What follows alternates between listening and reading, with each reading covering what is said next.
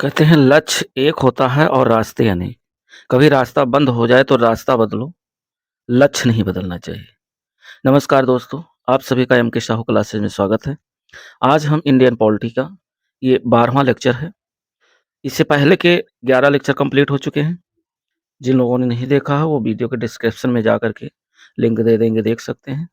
और प्लेलिस्ट भी इसकी बनी हुई है, तो आप उस पे भी जा कर के वॉच कर सकते हैं। और वीडियो एंड तक देखिएगा क्योंकि बहुत ही महत्वपूर्ण इसमें टॉपिक है। और इसमें केंद्र और राज्य संबंध और जो महत्वपूर्ण प्रावधान हैं, जो अनुच्छेद हैं, वो इसमें कवर किए गए हैं। कोशिश की गई है कि संपूर्ण कवर हो जाए। और उसमें अगर कुछ पॉइंट रह गए हैं, तो एक मिसलेनियस वीडियो आएगी और उसमें कंप्लीट कर दी जाएगी। अब हम लोग इंडियन पॉलिटी कवर करने के कगार पे हैं, तो वीडियो को देर ना करते हुए वीडियो को शुरू करते हैं। वीडियो अच्छी लगे दोस्तों तो लाइक, शेयर और सब्सक्राइब ज़रूर करिएगा। धन्यवाद।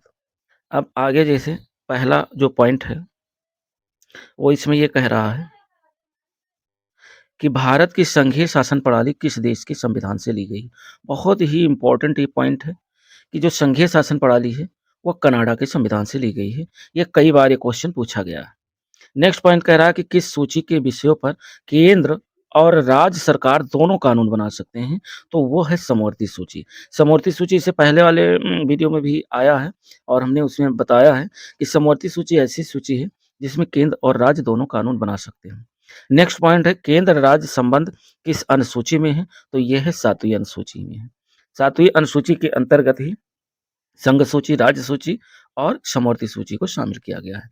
अगला पॉइंट कह रहा है कि केंद्र राज्य संबंध पर वर्ष 1971 में राज मन्नार समिति का गठन किया गया था। तो सवाल ऐसे भी पूछ सकता है कि राज मन्नार समिति का गठन कब किया गया था, तो 1971 में। किसके संबंध में थी, तो केंद्र और राज्यों के संबंध में थी। और ये किस राज्य के द्वारा किया गया था, तो ये किया गया था तमिलनाडु के राज्य के द्वारा। यहाँ से 3 क्वेश्चन बन सकते हैं। अगला जो पॉइंट है, वो देखते हैं कि संघ सूची में किए गए जो संशोधन हैं। संघ सूची में क्या-क्या संशोधन किए गए हैं, तो उसको देख लेते हैं। कि पहला पॉइंट है कि छठा संविधान संशोधन कब हुआ, 1956 में। द्वारा प्रविष्टि संख्या 92 का जोड़ी गई और इसका विषय क्या था? इसका विषय था कि समाचार पत्रों से भिन्न वस्तुओं के अंतरराज्यीय क्रम या विक्रय पर कर। अगला पॉइंट है कि 7वां संविधान संशोधन 1956 के द्वारा परिशिष्ट संख्या 33 का लोप किया गया। यानी परिशिष्ट संख्या जो 33 थी, उसको हटा दिया गया, लोप किया गया। इसका जो विषय था, वो केंद्र के उद्देश्यों के लिए संपत्ति का अधिग्रहण था। इसे संघ सूची से हटाकर कहाँ रखा गया है? समवर्ती सूची में किया गया है। तो अगला पॉइंट कह रहा है कि 42वां संविधान संशोधन 1976 में हुआ। कब हुआ? 42वां। कई बार क्वेश्चन यही पूछा गया है कि 42वां संविधान संशोधन किस वर्ष किया गया? तो ये हुआ 1976 में। द्वारा प्रविष्टि जो 2 का है, वो जोड़ी गई और इसका संबंध है क्या? किसी राज्य में केंद्र के सशस्त्र बलों की नियुक्ति करना। अगला पॉइंट है 46वां संविधान संशोधन कब हुआ? 1982 में हुआ। तो ध्यान रखिएगा, द्वारा प्रविष्टि संख्या 92 ख जोड़ी गई। इसका जो संबंध है अंतर्राज्यीय व्यापार व वाणिज्य के दौरान होने वाले माल के पारेषण पर कर से। नेक्स्ट पॉइंट कह रहा है कि 88वां संविधान संशोधन 2003 में हुआ। द्वारा प्रविष्टि संख्या 92 ग जोड़ी गई और इसका संबंध है सेवा कर से, सर्विस टैक्सेस से है। तो दोस्तों फास्ट रिवीजन के साथ चलते हैं, आप कवर भी हो जाए। अगला पॉइंट है कि क्षेत्रीय परिषद जो रीजनल काउंसिल है का सृजन किसके माध्यम से किया गया था? तो ये किया गया था संसदीय कानून द्वारा। अगला पॉइंट है अंतर्राज्यीय परिषद का जो उपबंध है वो किस अनुच्छेद में किया गया है? तो वह अनुच्छेद 263 में किया गया है। अगला पॉइंट है रेडियो या दूरदर्शन के विज्ञापनों पर कर कौन लगाता है? तो रेडियो और दूरदर्शन के विज्ञापन पर जो टैक्स लगाती है, वह राज्य सरकार लगाती है। नेक्स्ट पॉइंट है, कह रहा है कि भारतीय संविधान के अनुच्छेद 249 में राज्य सूची के विषयों के संबंध में संसद की विधायी शक्तियों से संबंधित है। यानी अनुच्छेद 249 जो है, ये राज्य सूची से संबंधित है और संसद की विधायी शक्तियों से संबंधित है। अगला पॉइंट कह रहा है कि केंद्र तथा राज्यों के मध्य शक्तियों का जो विभाजन है, वह किस अनुच्छेद में है? तो ये अनुच्छेद 245 से 246 के अंतर्गत केंद्र और राज्यों के मध्य शक्तियों के विभाजन से है। नेक्स्ट पॉइंट कह रहा है कि अंतर्राज्यीय परिषद का पदेन जो अध्यक्ष होता है, वह कौन होता है? तो अंतर्राज्यीय परिषद का जो पदेन अध्यक्ष होता है, प्रधानमंत्री होता है। वेरी वेरी इंपॉर्टेंट पॉइंट है। अगला पॉइंट कह रहा है कि संघ द्वारा कौन सा कर लगाया वो वसूला जाता है तथा संघ तथा राज्यों में बांटा जाता है। तो जो संघ द्वारा कर लगाया जाता है वो कृषि आय के अतिरिक्त जो आय कर होता है उस पे संघ द्वारा लगाया जाता है और संघ और राज्यों में बंटवारा हो जाता है। अगला पॉइंट कह रहा है कि सरकारिया आयोग, बहुत बार ये क्वेश्चन पूछा गया है कि सरकारिया आयोग का गठन कब किया गया? तो मार्च 1983 में किया गया। ये क्वेश्चन इंपॉर्टेंट है। नेक्स्ट पॉइंट कह रहा है कि संघीय कर संघ सूची प्रविष्टि जो है वो 82 से 92 ए के मध्य है। इसमें क्या-क्या है देख लेते हैं। आयकर, आयकर जो है वो कृषि आय को छोड़ करके है। अगला है सीमा शुल्क जिसमें निर्यात शुल्क सहित है। अगला है पॉइंट है तंबाकू और अन्य वस्तुओं पर उत्पाद शुल्क यानी अल्कोहलिक पेय पदार्थ, अफीम, गांजा, मादक औषधि तथा मादक पदार्थों को छोड़ करके। नेक्स्ट पॉइंट है निगम कर। निगम कर और इसके अतिरिक्त जो है व्यक्तियों तथा कंपनियों की संपत्तियों की पूंजी पर कर जो लगाया जाता है यानी कृषि भूमि को छोड़ करके। नेक्स्ट पॉइंट है संपदा शुल्क। संपदा शुल्क जो होती है कृषि भूमि से भिन्न संपत्ति मानी जाती है। अगला है संपत्ति के उत्तराधिकार पर शुल्क जो कि कृषि भूमि को छोड़ करके है। नेक्स्ट पॉइंट कह रहा है रेल, समुद्र या वायुमार्ग द्वारा ले जाने वाले वस्तुओं और यात्रियों पर जो सीमा कर लगाया जाता है तथा रेल भाड़ा और माल भाड़ों पर कर। स्टॉक एक्सचेंज तथा वायदा बाजार के समव्यवहारों पर स्टाम्प शुल्क से भिन्न कर। अगला पॉइंट है स्टाम्प शुल्क। नेक्स्ट जो 11 पॉइंट कह रहा है कि समाचार समाचार पत्रों के क्रय विक्रय तथा उसमें प्रकाशित पर जो कर लगाया जाता है। नेक्स्ट पॉइंट है समाचार पत्रों से भिन्न वस्तुओं के क्रय विक्रय पर कर। ये अंतर्राज्यीय व्यापार के दौरान होता है। और अगला पॉइंट है कि माल के पारेषण पर कर यानी अंतर्राज्यीय व्यापार के दौरान और सेवाओं पर कर। तो ये जो पॉइंट थे ये संघ सूची के विषय हैं और जो कि 82 से 92 ए के मध्य रखा गया है। अगला पॉइंट है राज्य कर के बारे में देख लेते हैं जो कि राज्य सूची प्रविष्टि संख्या 45 से 63 के अंतर्गत है। तो राज्य कर में क्या-क्या आता है? भू राजस्व या लगान कर, कृषि आय पर कर और कृषि भूमि के उत्तराधिकार पर कर, कृषि भूमि पर संपदा शुल्क, भूमि और भवन पर कर, खनिज अधिकार पर कर, शराब, अफीम, गांजा तथा अन्य मादक पदार्थ और औषधियों पर उत्पाद कर। ये सब जो कर हैं, ये राज्य सरकार द्वारा लगाया जाता है। अगला अगला पॉइंट कह रहा है कि स्थानीय उपयोग तथा विक्रय के लिए वस्तुओं के परिवेश पर कर। 9 पॉइंट है कि विद्युत की उपभोग एवं बिक्री पर कर, समाचार पत्रों से भिन्न वस्तुओं के क्रय विक्रय पर कर, रेडियो दूरदर्शन के विज्ञापन पर कर, सड़क तथा अंतर्देशीय जलमार्ग द्वारा ले जाने वाली वस्तुओं या यात्रियों पर कर। ये जो कर हैं, ये राज्य सरकार लगाती है। नेक्स्ट पॉइंट कह रहा है कि सड़कों पर प्रयुक्त वाहनों पर कर, जीव-जंतुओं और नौकाओं पर कर, पथ कर, टोल टैक्स या मार्ग कर, व्यापार, व्यवसाय या रोजगार पर कर, प्रत्यव्यक्त कर, विलासिताओं यानी जैसे मनोरंजन, जुआ, बोली लगाना पर जो कर लगाया जाता है, स्टाम्प शुल्क जो संघ सूची में वर्णित दस्तावेज से भिन्न दस्तावेज हैं, उन पर जो स्टाम्प शुल्क लगता है राज्य सरकार लगाती है। अगला है उपयुक्त विषयों में किसी के संबंध में शुल्क किंतु इसमें न्यायालय में लिया जाने वाला शुल्क शामिल नहीं है। ये जो कर थे ये आपके सभी राज्य सूची के अंतर्गत आते हैं और राज्य सरकार लगाती है। नेक्स्ट पॉइंट कह रहा है कि संविधान के किस अनुच्छेद में प्रावधान किया गया है कि विधि के प्राधिकार के बिना न तो कोई कर लगाया जा सकता है, ना ही एकत्रित किया जा सकता है। ये अनुच्छेद 265 में कहा गया है। नेक्स्ट पॉइंट कह रहा है कि सरकारिया आयोग का गठन संघ और राज्यों के मध्य संबंध की समीक्षा करने के लिए हुआ था। ये वेरी इंपॉर्टेंट कई बार पूछा गया है कि सरकारिया आयोग का गठन क्यों किया गया था? तो सरकारिया आयोग का गठन जो किया गया था, वो संघ और राज्यों के मध्य संबंध स्थापित करने के लिए किया गया था। अगला पॉइंट है अंतर्राज्यीय परिषद। अंतर्राज्यीय परिषद का गठन कब किया गया था? 18 मई 1990 और अंतर्राज्यीय परिषद का जो अध्यक्ष होता है, वो अभी आपने देखा प्रधानमंत्री होता है। अगला पॉइंट है आयोग एवं समितियाँ। अब आयोग एवं समितियों से जो संबंधित क्वेश्चन है, उन्हें देखते हैं कि केंद्र राज्य संबंधों पर विचार करने के लिए समय-समय पर विभिन्न आयोग एवं समितियों का गठन किया गया, जो निम्न है। आयोग एवं समिति एक तरफ दिया है, एक तरफ अध्यक्ष दिया है। राजमन्नार समिति बनी थी 1969 में और इसके अध्यक्ष थे डीपी मन्नार। ये आयोग और समितियों से क्वेश्चन एक ना एक ज़रूर आता है, इसलिए इसे ज़रूर ध्यान रखिएगा। दूसरा सरकारिया आयोग का गठन 1983 में हुआ था और इसके जो अध्यक्ष थे रणजीत सिंह सरकारिया थे। अगला पॉइंट है कि प्रशासनिक सुधार आयोग का गठन कब किया गया? 1966 में और इसके अध्यक्ष थे मोरारजी देसाई। शीतलवाड़ समिति की स्थापना 1996 में की गई और इसके जो अध्यक्ष थे एम.सी. शीतलवाड़ थे। अगला आता है पुंछी आयोग, 2007 में इसका गठन किया गया और इसके जो अध्यक्ष थे मदन मोहन पुंछी थे।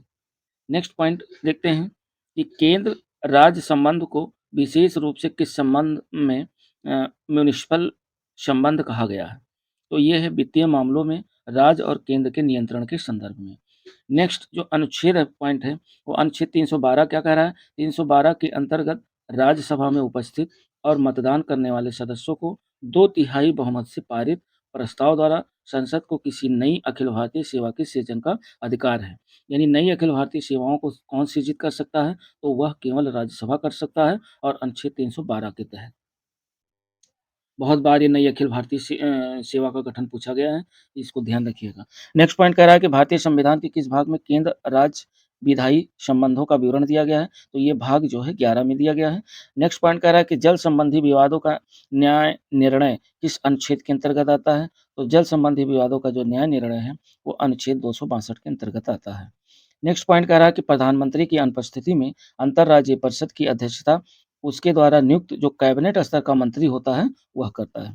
नेक्स्ट पॉइंट कह रहा है कि यह सुझाव किस समिति ने दिया कि राज्यपाल के प्रसाद पर्यंत राज्य मंत्रिपरिषद के पद धारित करने से संबंधित प्रावधान समाप्त कर दिया जाए। ये दिया था राजमन्नार समिति ने।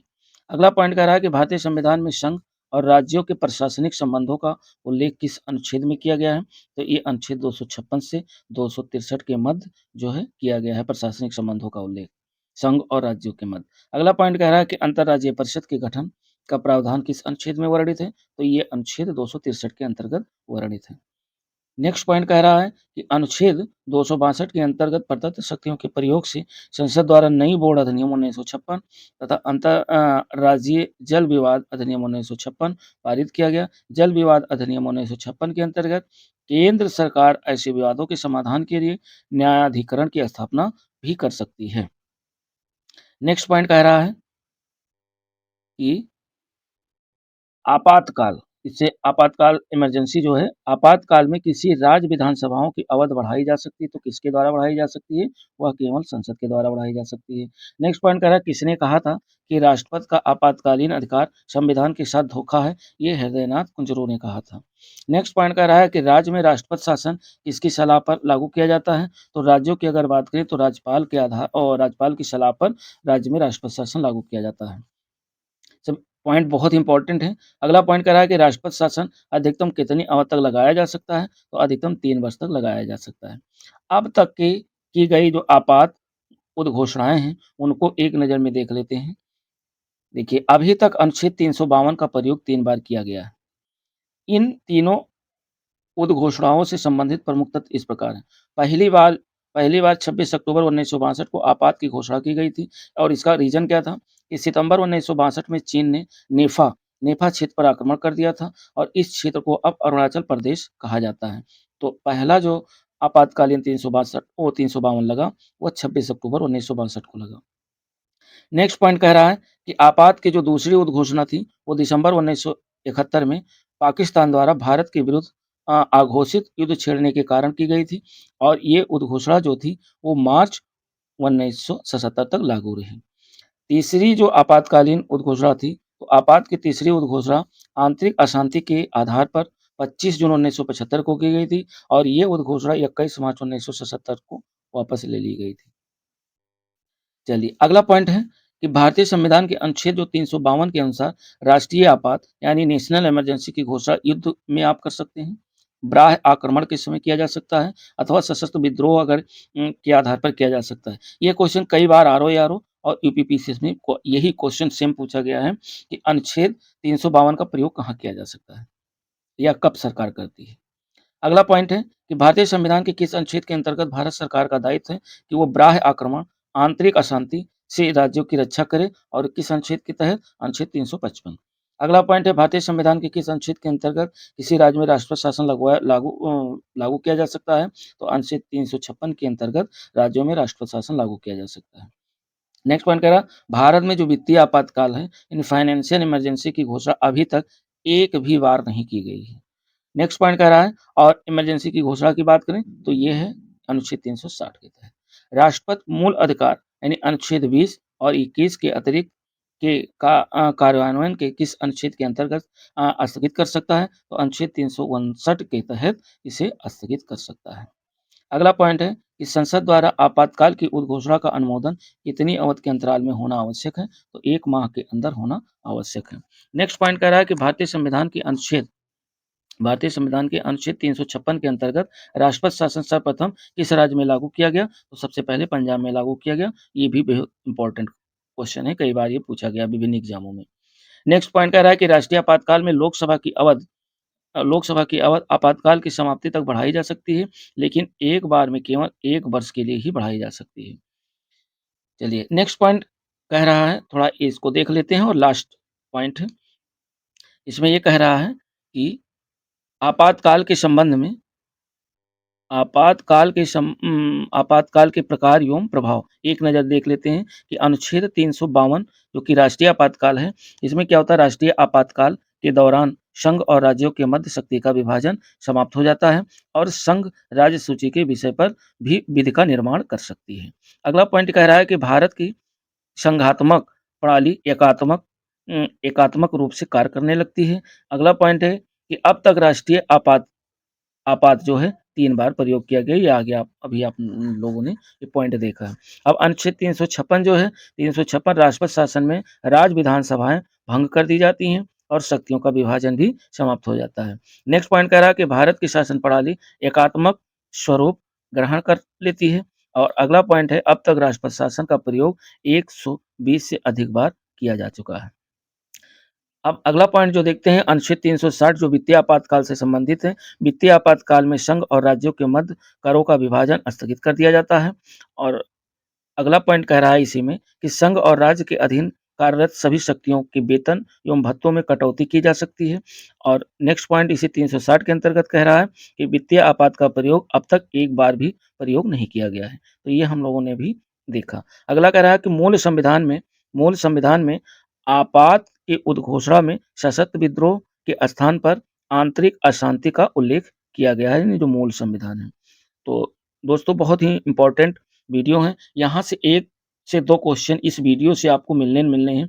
लाइक गाइस, चाहे आरओ हो, चाहे यूपीपीसीएस हो या कोई भी यूपीपी हो, कोई भी अपकमिंग एग्ज़ाम हो, उसमें पूछे ही जाते हैं। तो इसलिए इस वीडियो को मिस मत करिएगा और वीडियो देखने के लिए धन्यवाद। नमस्कार, जय हिंद दोस्तों। फिर मिलते हैं अगले वीडियो के साथ, तब तक के लिए